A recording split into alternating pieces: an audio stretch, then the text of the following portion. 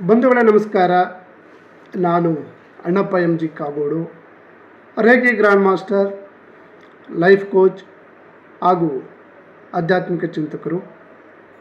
ಬಂಧುಗಳೇ, ನಾಳೆ ಅಂದರೆ ದಿನಾಂಕ 20/4/2026 ಅಕ್ಷಯ ತೃತೀಯ.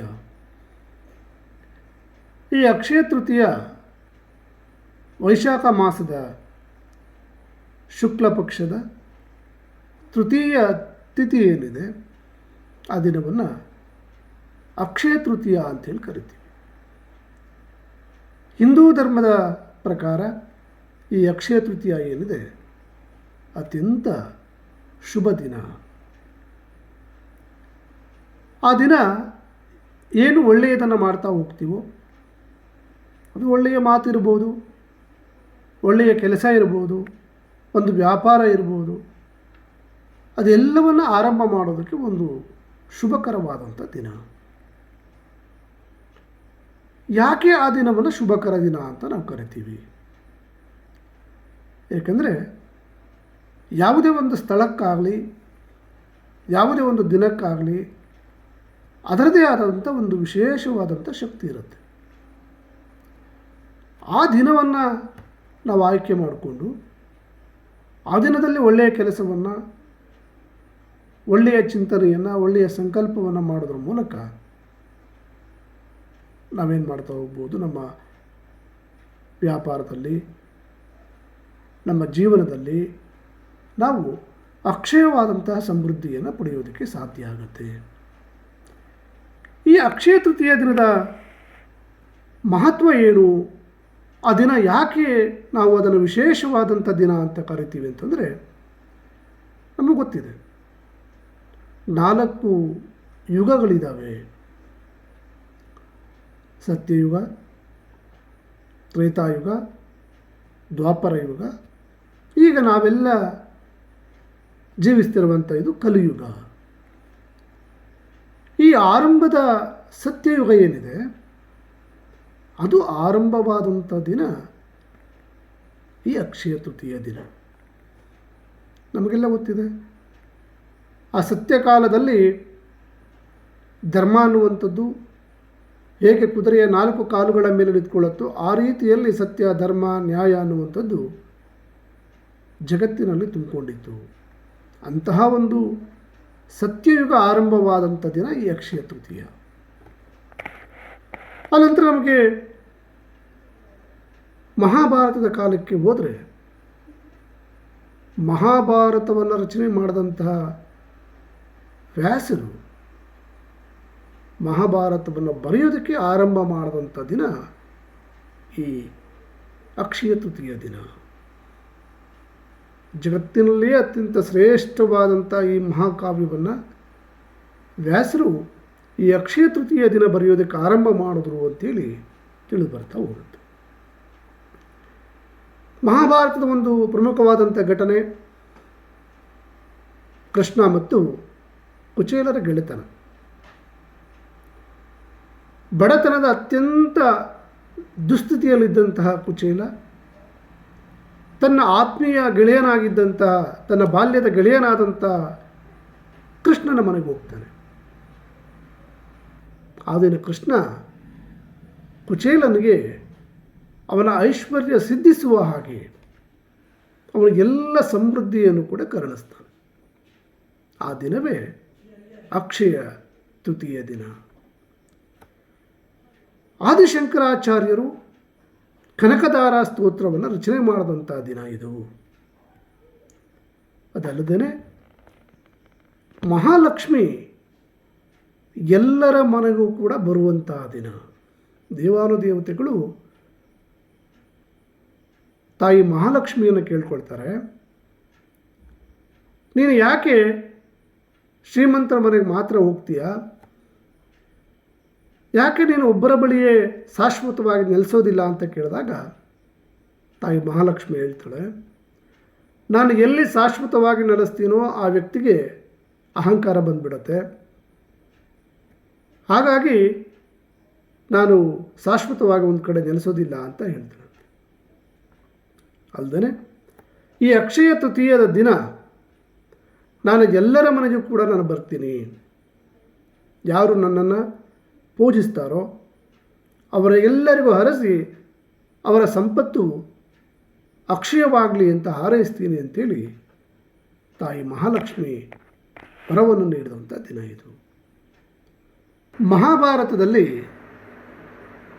ಪಾಂಡವರು ಅಜ್ಞಾತವಾಸದ ಸಮಯದಲ್ಲಿದ್ದಾಗ ತಮ್ಮೆಲ್ಲ ಶಸ್ತ್ರಗಳನ್ನು ಯಾರಿಗೂ ಗೋಚರ ಆಗದೇ ಇರೋ ಹಾಗೆ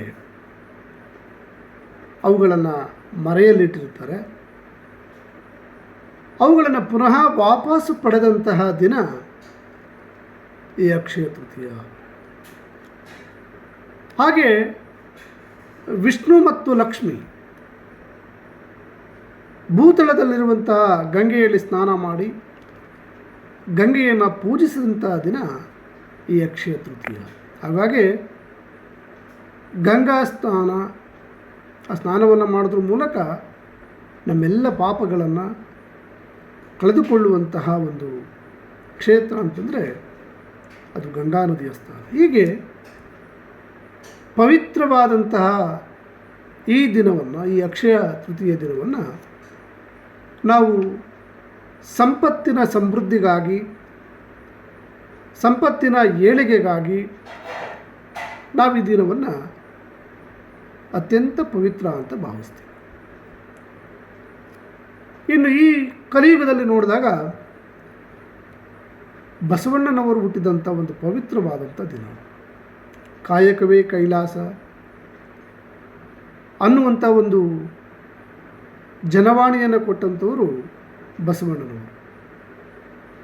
ಅಂತಹ ಒಬ್ಬ ಮಹಾನ್ ವ್ಯಕ್ತಿ ಜನಿಸಿದಂಥ ದಿನವೂ ಕೂಡ ಈ ಅಕ್ಷಯ ತೃತೀಯ ದಿನ. ಇದು ನಾವು ಹೇಳ್ತಾ ಹೋದ್ವಿ, ಸಂಪತ್ತಿನ ದಿನ. ಸಂಪತ್ತು ಅಂತಂದರೆ ಆಸ್ತಿ. ಯಾವ ರೀತಿಯಾದಂಥ ಆಸ್ತಿ ನಾವು ಸಹಜವಾಗಿ ಇವತ್ತು ಗಮನಿಸ್ತಾ ಇದ್ದೀವಿ.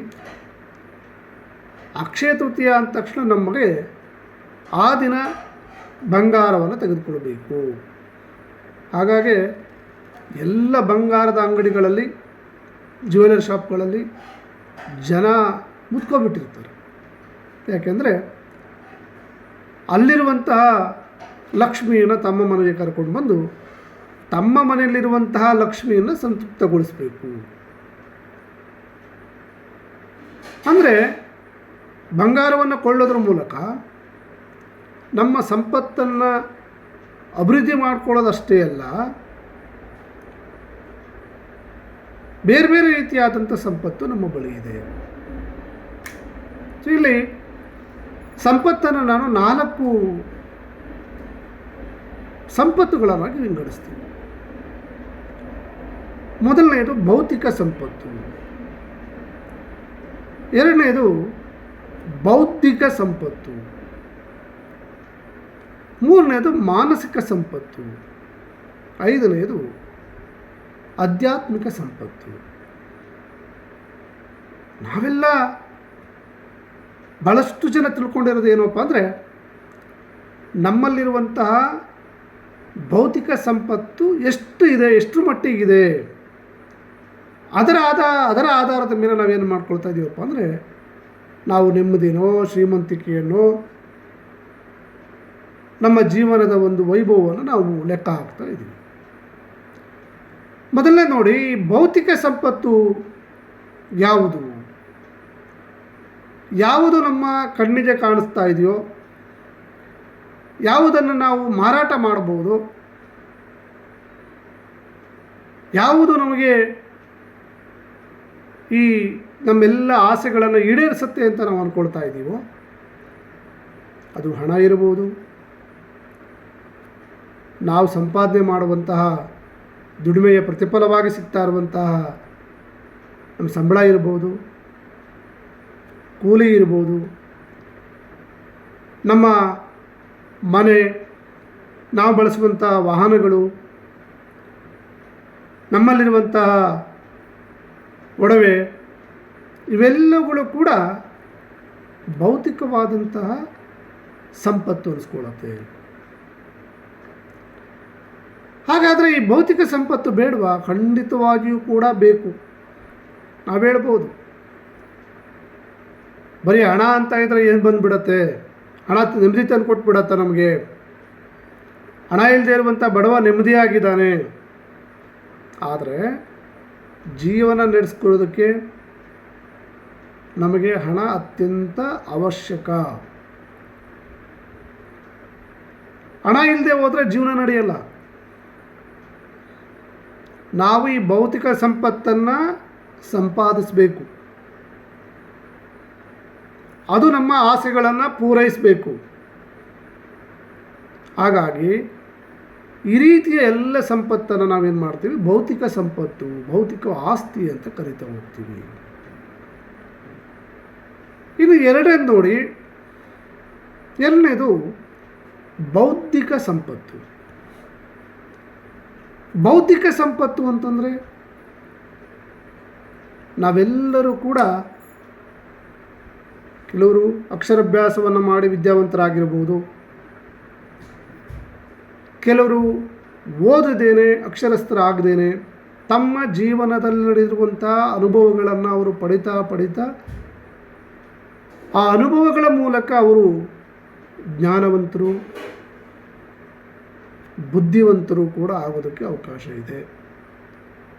ಅಂದರೆ ನಮ್ಮ ದಿನನಿತ್ಯದ ಕಲಿಕೆ ಏನಿದೆ, ನಮ್ಮ ಜ್ಞಾನಾರ್ಜನ ಏನಿದೆ, ನಮ್ಮ ಅನುಭವಗಳೇನಿದೆ, ಅವು ನಮ್ಮನ್ನು ಬುದ್ಧಿವಂತರನ್ನಾಗಿ, ಜ್ಞಾನವಂತರನ್ನಾಗಿ, ವಿವೇಕವಂತರನ್ನಾಗಿ ಮಾಡ್ತಾ ಹೋಗ್ತವೆ. ಹಾಗಾಗಿ ಈ ಬೌದ್ಧಿಕ ಆಸ್ತಿ ಅನ್ನುವಂಥದ್ದು ಬಹಳ ಮುಖ್ಯ. ನಾವು ಸಾಕಷ್ಟು ಸರಿ ಏನು ಮಾಡ್ತೀವಿ ಅಂತಂದರೆ, ನನ್ನ ಹತ್ರ ಭೌತಿಕ ಆಸ್ತಿ ಭಾಳ ಚೆನ್ನಾಗಿದೆ, ಮನೆ ಇದೆ, ಕಾರಿದೆ, ಬೇಕಾದಂಥ ಸೌಲಭ್ಯಗಳಿದ್ದಾವೆ, ಅವುಗಳಿಗೆ ಮಾತ್ರ ನಾವು ಸೀಮಿತ ಆಗಿಬಿಡ್ತೀವಿ.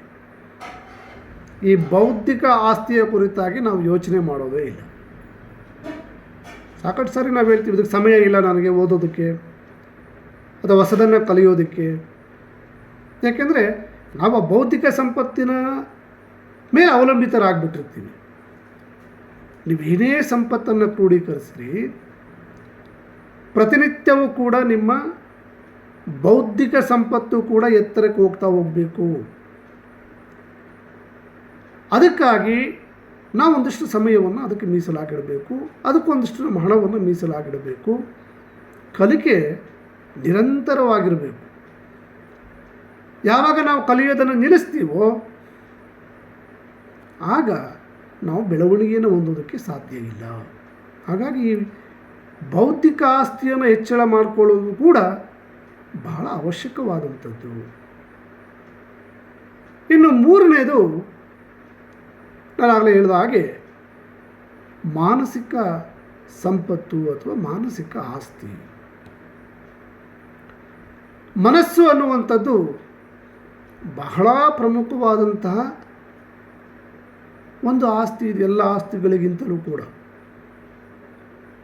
ಯಾಕೆಂತಂದರೆ ಒಂದು ಕಡೆ ವಚನಕಾರರು ಹೇಳ್ತಾರೆ, ಲೋಕದ ಚೇಷ್ಟೆಗೆ ರವಿಬೀಜವಾದಂತೆ ಕರ್ಣಂಗಳ ಚೇಷ್ಟೆಗೆ ಮನವೇ ಬೀಜ. ಈ ಜಗತ್ತಿನ ಎಲ್ಲ ಚಟುವಟಿಕೆಗೆ ಕಾರಣ ಸೂರ್ಯರಶ್ಮಿ, ಸೂರ್ಯನ ಕಿರಣ. ಸೂರ್ಯ ಏನಾದರೂ ಉದಯ ಆಗದೇ ಇದ್ದಿದ್ರೆ ಈ ಜಗತ್ತೇ ಇರ್ತಾ ಇರಲಿಲ್ಲ, ಈ ಜಗತ್ತಿನ ಜೀವಚರಗಳು ಇರ್ತಾ ಇರಲಿಲ್ಲ. ಹಾಗಾಗಿ ಈ ಲೋಕದ ಚಟುವಟಿಕೆಗೆ, ಈ ಲೋಕದ ಸೃಷ್ಟಿಗೆ ಮೂಲ ಕಾರಣ ಯಾರು ಅಂತಂದರೆ ಸೂರ್ಯ ಅಥವಾ ರವಿ. ಹಾಗೆ ನಮ್ಮ ಮನಸ್ಸಿನ ಚಟುವಟಿಕೆಯ ಕಾರಣ ಯಾಪ ಅಂದರೆ ನಮ್ಮ ಕರ್ಣಗಳು, ನಮ್ಮ ಜ್ಞಾನೇಂದ್ರಿಯಗಳು. ಯಾವುದೋ ಒಂದನ್ನು ನೋಡ್ತೀವಿ, ಯಾವುದನ್ನು ಕೇಳಿಸ್ಕೊಳ್ತೀವಿ, ಇನ್ಯಾವುದರ ವಾಸನೆಯನ್ನು ಗ್ರಹಿಸ್ತೀವಿ, ಇನ್ನೊಂದರ ಸ್ಪರ್ಶದ ಮೂಲಕ ನಾವು ಅನುಭವಗಳನ್ನು ಪಡ್ಕೊಳ್ತಾ ಹೋಗ್ತೀವಿ. ಅದಕ್ಕೆ ನಮ್ಮ ಮನಸ್ಸು ಕಾರಣ. ಆ ಮನಸ್ಸು ಸರಿಯಾದಂತಹ ದಿಕ್ಕಿನಲ್ಲಿ, ಸರಿಯಾದಂತಹ ಮಾರ್ಗದಲ್ಲಿ ಹೋದಾಗ ನಾವು ಆರೋಗ್ಯಕರವಾಗಿರ್ತೀವಿ. ನಮ್ಮ ಎಲ್ಲ ರೀತಿಯಾದಂತಹ ಮಾನಸಿಕವಾದಂತಹ ಕ್ಲೇಶಕ್ಕೆ, ಅನಾರೋಗ್ಯಕ್ಕೆ, ಏನೆಲ್ಲ ತೊಂದರೆಗಳನ್ನು ನಾವು ಅನುಭವಿಸ್ತಾ ಹೋಗ್ತಾ ಇದ್ದೀವೋ ಅದಕ್ಕೆ ಕಾರಣ ಯಾವುದಪ್ಪ ಅಂದರೆ ಈ ಮಾನಸಿಕವಾದಂತಹ ಸಂಪತ್ತು. ಸಹಜವಾಗಿ ನಾವು ಹೇಳ್ತಾ ಹೋಗ್ತೀವಿ, ನಮ್ಮಲ್ಲಿ ಅನೇಕ ರೋಗಗಳು ಕಾಣಿಸ್ಕೊಳ್ತವೆ, ಮಾನಸಿಕವಾದಂಥ ಸಮಸ್ಯೆಗಳು ಕಾಣಿಸ್ಕೊಳ್ತವೆ. ಭುಜದ ನೋವು ಬರುತ್ತೆ, ನಾವು ಡಾಕ್ಟ್ರ್ ಬಳಿ ಕೂಡ ಹೋಗ್ತೀವಿ, ಅವ್ರೇನು ಮಾಡ್ತಾರೆ, ಒಂದು ಪೇಯ್ನ್ ಕಿಲ್ಲರನ್ನು ಕೊಟ್ಟು ಕಳಿಸ್ತಾರೆ. ಯಾವ ವ್ಯಕ್ತಿಗೆ ಭುಜದ ನೋವು ಕಾಣಿಸ್ಕೊಳ್ಳುತ್ತೆ, ಆ ಕುಟುಂಬದ ಹಿರಿಯನಾದಂಥವನಿಗೆ ಒಂದು ಭುಜದ ನೋವು ಕಾಣಿಸ್ಕೊಳ್ತಾ ಹೋಗುತ್ತೆ. ಯಾಕೆ ಅಂದರೆ ಆತ ಮಾನಸಿಕವಾಗಿ ಯೋಚನೆ ಮಾಡ್ತಾನೆ ತನ್ನ ಕುಟುಂಬದ ಬಗ್ಗೆ, ನಾಳಿನ ಭವಿಷ್ಯದ ಬಗ್ಗೆ. ಆ ಯೋಚನೆ ಮಾಡ್ತಾ ಮಾಡ್ತಾ ಮನಸ್ಸಿನಲ್ಲಿ ಎಲ್ಲ ಭಾರವನ್ನು ಕೂಡ ತಾನೇ ಹೊತ್ಕೊಬಿಟ್ಟಿದ್ದಾನೆ. ಇದು ವ್ಯಕ್ತಿಯ ಮಾನಸಿಕವಾದಂಥ ಆಲೋಚನೆ ದೈಹಿಕವಾದಂಥ ಆರೋಗ್ಯದ ಮೇಲೆ ಪರಿಣಾಮವನ್ನು ಬೀರ್ತಾ ಹೋಗುತ್ತೆ. ಇವತ್ತು ನಾವು ಶುಗರ್ ಕಾಯಿಲೆಯನ್ನು ಅಥವಾ ಥೈರಾಯ್ಡನ್ನು ಹೊಂದಿರುವಂಥ ವ್ಯಕ್ತಿಗಳನ್ನ ನೋಡ್ತಾ ಹೋಗ್ತೀವಿ. ಅದರಲ್ಲೂ ವಿಶೇಷವಾಗಿ ಥೈರಾಯ್ಡ್ ಹೆಣ್ಣು ಮಕ್ಕಳನ್ನು ಕಾಡ್ತಾ ಇದೆ. ಯಾಕೆ? ಹೆಣ್ಮಕ್ಳು ತಮ್ಮ ಮಾನಸಿಕ ಒತ್ತಡವನ್ನು ಎಲ್ಲೂ ಕೂಡ ಮನಬಿಚ್ಚಿ ಹೇಳೋದಿಲ್ಲ. ಅವರು ಅದೇನಾಗ್ತಾ ಹೋಗುತ್ತೆ, ಅವರ ವಿಶುದ್ಧಿ ಚಕ್ರದ ಮೇಲೆ ಪರಿಣಾಮವನ್ನು ಬೀರೋದ್ರಿಂದ ಥೈರಾಯ್ಡ್ನಂಥ ರೋಗಗಳು ಅವರಲ್ಲಿ ಕಾಣಿಸ್ಕೊಳ್ತಾ ಹೋಗುತ್ತೆ. ಇದಿಷ್ಟೇ ಅಲ್ಲ, ಒಂದು ಕುಟುಂಬದಲ್ಲಿ ಗಂಡ ಹೆಂಡತಿ ಮಧ್ಯೆ ಇರ್ಬೋದು, ಅತ್ತೆ ಮಾವಂದ್ರ ಜೊತೆ ಇರ್ಬೋದು, ಅಥವಾ ಮಕ್ಕಳ ಜೊತೆ ಇರ್ಬೋದು. ಮತ್ತು ಸಂಬಂಧಗಳನ್ನು ನೋಡಿ,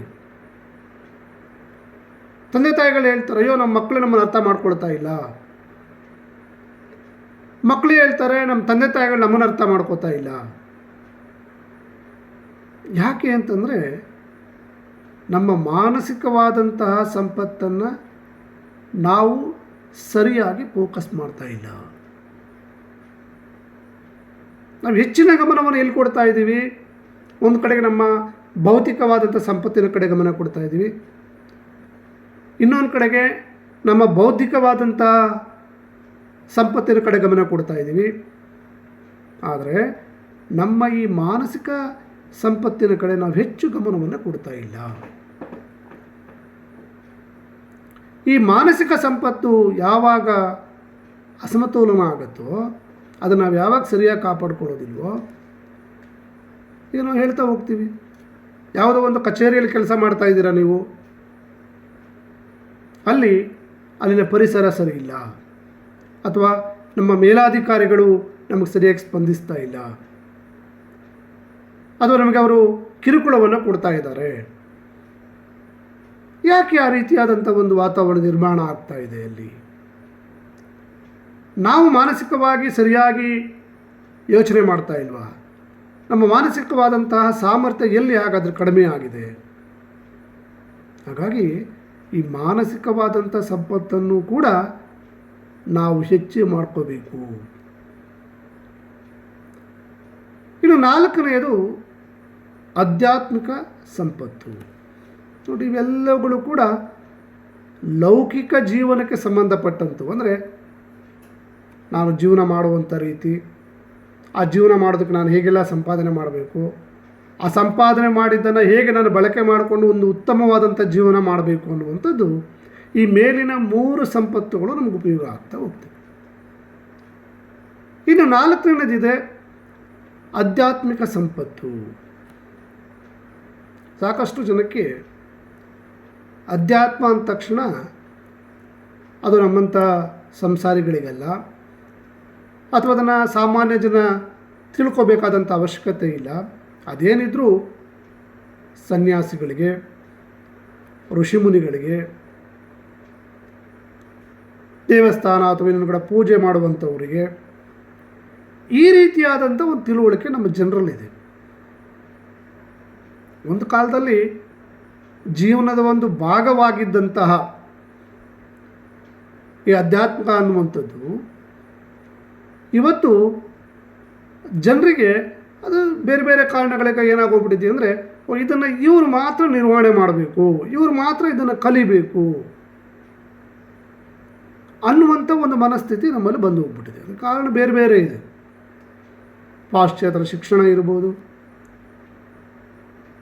ಬೇರೆ ಇನ್ನಿತರ ರಾಜಕೀಯ ಪಲ್ಲಟಗಳಿರ್ಬೋದು.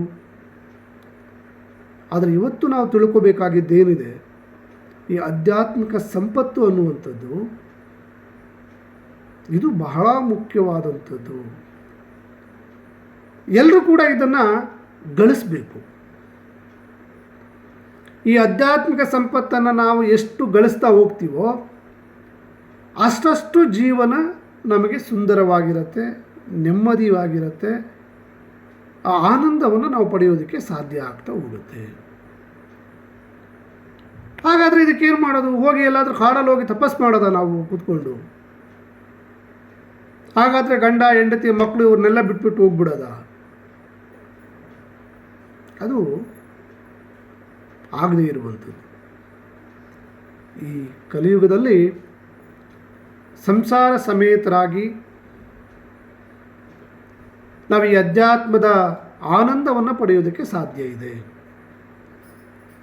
ಧ್ಯಾನವನ್ನು ಮಾಡಬೇಕು ಅಂತಂದರೆ ನೀವು ಎಲ್ಲಿರ್ತೀರೋ, ನಿಮ್ಮ ಯಾವ ಪರಿಸರದಲ್ಲಿ ನಿಮ್ಮ ಮನೆ ಇರ್ಬೋದು, ಇದರಲ್ಲಿರ್ಬೋದು, ಅಲ್ಲಿಯೇ ನಮ್ಮ ಮನಸ್ಸನ್ನು ಏಕಾಗ್ರಗೊಳಿಸೋದ್ರ ಮೂಲಕ ಧ್ಯಾನವನ್ನು ಮಾಡ್ತಾ ಹೋಗ್ಬೋದು. ಇದರಿಂದಾಗಿ ಏನಾಗ್ತಾ ಹೋಗುತ್ತೆ, ನಮ್ಮ ಆಧ್ಯಾತ್ಮಿಕವಾದಂತಹ ಸಂಪತ್ತು ಅಂದರೆ ಇಲ್ಲಿ ಆತ್ಮದ ಉನ್ನತಿ, ಆತ್ಮಾನಂದ ಅದನ್ನು ಪಡಿಬೇಕು ಅಂತಂದರೆ ನಾವು ಧ್ಯಾನದ ಮೂಲಕ ಪಡಿತಾ ಹೋಗಬೇಕು. ನಮ್ಮಲ್ಲಿ ಭೌತಿಕವಾದಂಥ ಸಂಪತ್ತಿದೆ, ಬೌದ್ಧಿಕವಾದಂಥ ಸಂಪತ್ತಿದೆ. ಆದರೆ ಈ ಮಾನಸಿಕವಾದ ಮತ್ತು ಆಧ್ಯಾತ್ಮಿಕವಾದ ಸಂಪತ್ತು ಇರದೇ ಹೋದರೆ ಅವೆರಡೂ ಕೂಡ ಇದ್ದರೂ ಕೂಡ ನಮಗೆ ಏನೋ ಒಂದು ಕೊರತೆ ಕಂಡು ಬರ್ತಾ ಹೋಗುತ್ತೆ. ನೋಡಿ, ಕೆಲವರು ಹೇಳ್ತಾರೆ ನನ್ನ ಹತ್ರ ಎಲ್ಲನೂ ಇದೆ, ಸಂಪತ್ತಿದೆ, ಒಳ್ಳೆ ಮನೆ ಇದೆ, ಖರ್ಚಿಗೆ ಬೇಕಾದಷ್ಟು ಹಣ ಇದೆ, ಆದರೂ ಕೂಡ ನನ್ನಲ್ಲಿ ಏನೋ ಕೊರತೆ ಕಾಣಿಸ್ಕೊಳ್ತಾ ಇದೆ, ಯಾಕೋ ನೆಮ್ಮದಿ ಇಲ್ಲ ನನಗೆ. ಆ ನೆಮ್ಮದಿ ಎಲ್ಲಿ ಸಿಗತ್ತೆ? ಒಂದು ಆರೋಗ್ಯಕರವಾದಂಥ ಮನಸ್ಸು ಎಲ್ಲಿ ಸಿಗತ್ತೆ ಅಂತಂದರೆ ಈ ಮಾನಸಿಕ ಸಂಪತ್ತು ಮತ್ತು ಆಧ್ಯಾತ್ಮಿಕ ಸಂಪತ್ತನ್ನು ಅತ್ಯಂತ ಒಳ್ಳೆಯ ಮಾರ್ಗದಲ್ಲಿ ನಾವು ಹೋದಾಗ. ಒಳ್ಳೆಯ ಮಾರ್ಗದಲ್ಲಿ ಹೋಗಬೇಕು ಅಂದರೆ ಇವತ್ತು ನಮಗೆ ಮಾಹಿತಿಯನ್ನು ಪಡೆಯೋದಕ್ಕೆ ಬೇಕಾದಷ್ಟು ದಾರಿಗಳಿದ್ದಾವೆ. ಸಾಮಾಜಿಕ ಮಾಧ್ಯಮಗಳಿದ್ದಾವೆ, ಇವತ್ತು ಪತ್ರಿಕೆಗಳಿದ್ದಾವೆ. ಆದರೆ ಅವುಗಳ ಮೂಲಕ ಪಡೆದಂಥ ಜ್ಞಾನ ಏನಿದೆ ಒಂದು ತಿಳುವಳಿಕೆಯನ್ನು ಕೊಡುತ್ತೆ ಹೊರತು ಅದು ಒಬ್ಬ ಗುರುವಿನ ಮೂಲಕ ಮಾರ್ಗದರ್ಶನದ ಮೂಲಕ ನಾವು ಅದನ್ನು ತಿಳಿತಾ ಹೋದರೆ, ಅದನ್ನು ನಾವು ಗ್ರಹಿಸ್ತಾ ಹೋದಾಗ ನಮಗೆ ಅದರ ನಿಜವಾದಂತಹ ಶಕ್ತಿಯ ಅರಿವಾಗ್ತಾ ಹೋಗುತ್ತೆ. ಹಾಗಾಗಿ ಈ 4 ಸಂಪತ್ತನ್ನು ನಾವು ಒಳ್ಳೆಯ ರೀತಿಯಲ್ಲಿ ಪಡ್ಕೋಬೇಕು. ನಮ್ಮ ಭೌತಿಕವಾದಂತಹ ಸಂಪತ್ತು ಉನ್ನತ ಮಟ್ಟಕ್ಕೆ ಹೋಗಬೇಕು, ನಮ್ಮ ಮಾನಸಿಕವಾದಂತಹ ಮಟ್ಟ ಉನ್ನತಕ್ಕೆ ಹೋಗಬೇಕು, ನಮ್ಮ ಭೌತಿಕವಾದಂಥ ಸಂಪತ್ತು ಮೇಲ್ಮಟ್ಟಕ್ಕೆ ಹೋಗಬೇಕು ಅಂತಂದರೆ ನಾವು ಅವುಗಳನ್ನು ಸರಿಯಾದ ದಿಕ್ಕಿನಲ್ಲಿ ಫೋಕಸ್ ಮಾಡ್ತಾ ಹೋಗಬೇಕಾಗುತ್ತೆ. ಹಾಗಾಗಿ ನಾವು ಕಲಿತಂತಹ ನಮ್ಮ ಗುರುಗಳಿಂದ ಧ್ಯಾನದ ಕುರಿತಾಗಿ, ಆಧ್ಯಾತ್ಮದ ಕುರಿತಾಗಿ ನಮ್ಮ ಗುರುಗಳಿಂದ ಪಡೆದಂಥ ಧ್ಯಾನವನ್ನು ಮತ್ತು ನಮ್ಮ ಸ್ವಯಂ ಗ್ರಹಿಕೆಯ ಧ್ಯಾನದಿಂದಾಗಿ ನಾವು 21 ದಿನಗಳ ಈ ಒಂದು ಧ್ಯಾನದ ಶಿಬಿರವನ್ನು ನಾವು ಏರ್ಪಡಿಸ್ತಾ ಇದ್ದೀವಿ. ಈ 21 ದಿನಗಳ ಈ ಧ್ಯಾನ ಶಿಬಿರ ಏನಿದೆ, ಅಕ್ಷಯ ಸಂಕಲ್ಪ ಸಿದ್ಧಿ 21. ಯಾಕೆ ಅಕ್ಷಯ ಸಂಕಲ್ಪ ಸಿದ್ಧಿ ಅಂತ ಇಟ್ಟಿದ್ದೀವಿ ಅಂತಂದರೆ, ಯಾವುದಾದ್ರೂ ಒಂದು ಮಹತ್ ಕಾರ್ಯವನ್ನು ನಾವು ಸಾಧಿಸಬೇಕು ಅಂದರೆ ಮೊದಲು ಸಂಕಲ್ಪವನ್ನು ಮಾಡ್ಕೋಬೇಕು. ಅದು ನಮ್ಮ ಸಂಪತ್ತಿನ ವೃದ್ಧಿ ಆಗ್ಬೋದು, ನಮ್ಮ ಮಾನಸಿಕ ಸಂಪತ್ತಿನ ವೃದ್ಧಿ ಆಗ್ಬೋದು. ಆ ಸಂಪತ್ತು ಉನ್ನತಗೊಳ್ಳಬೇಕು, ಅದು ನನ್ನದಾಗಿಸ್ಕೋಬೇಕು ಅಂತಂದರೆ ಮೊದಲು ನಾವು ಅದಕ್ಕೆ ಸಂಕಲ್ಪವನ್ನು ಮಾಡಬೇಕು. ಆನಂತರ ಅದು ನಮಗೆ ಸಿದ್ಧಿ ಆಗುತ್ತೆ. ಭೌತಿಕವಾದಂಥ ಸಂಪತ್ತಿನ ಬಗ್ಗೆ ಇರ್ಬೋದು, ನನಗೆ ಒಳ್ಳೆ ಮನೆ ಬೇಕು, ನನ್ನ ಮಕ್ಕಳ ವಿದ್ಯಾಭ್ಯಾಸ ಚೆನ್ನಾಗಾಗಬೇಕು, ನನಗಿರುವಂತಹ ಮಾನಸಿಕ ಕಿರಿಕಿರಿಗಳೆಲ್ಲ ತೊಲಗಬೇಕು, ಒಂದು ಆಧ್ಯಾತ್ಮಿಕವಾದಂಥ ಆನಂದವನ್ನು ನಾನು ಪಡಿಬೇಕು ಅಂತಂದರೆ ನಾವೇನು ಮಾಡಬೇಕಾಗತ್ತೆ, ಈ ಒಂದು ಧ್ಯಾನ ಶಿಬಿರದಲ್ಲಿ ಭಾಗವಹಿಸಬೇಕಾಗುತ್ತೆ. ನೋಡಿ, 21 ದಿನಗಳ ಈ ಧ್ಯಾನ ಶಿಬಿರವನ್ನು ನಾಳೆ ಅಂದರೆ 20/4/2026